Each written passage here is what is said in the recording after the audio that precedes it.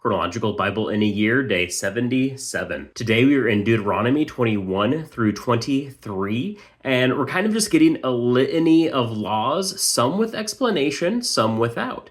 And there are some really interesting ones. It'd be really fun to do a deep dive into these sometime, but that's not what these videos are for. These are short highlights.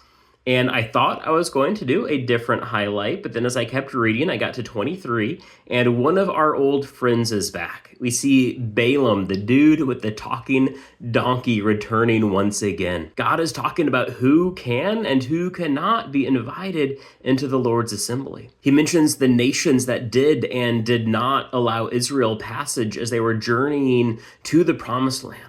Some of them, it says, do not allow them entrance up to 10 generations. And that time is long past now. So like the statute of limitations on their worship and their belonging is well over.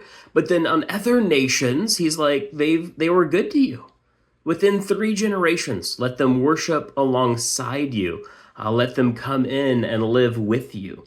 And I find it interesting. He brings up Balaam here at the beginning of chapter 23, and it mentions that they hired Balaam to curse them.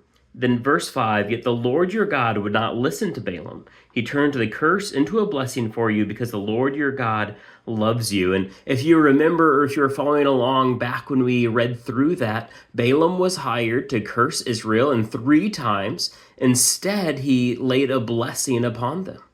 And then we saw Balaam later, he turned to the dark side, if you will, and he hindered Israel and died because of it. But it's fascinating seeing the reason here, because God loves you.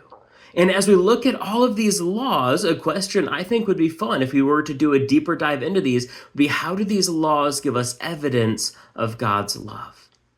And so maybe that can be our question for us to sit with today.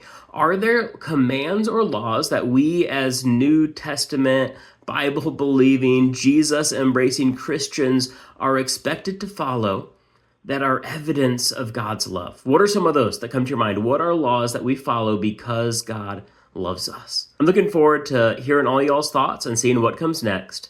But until then, God bless.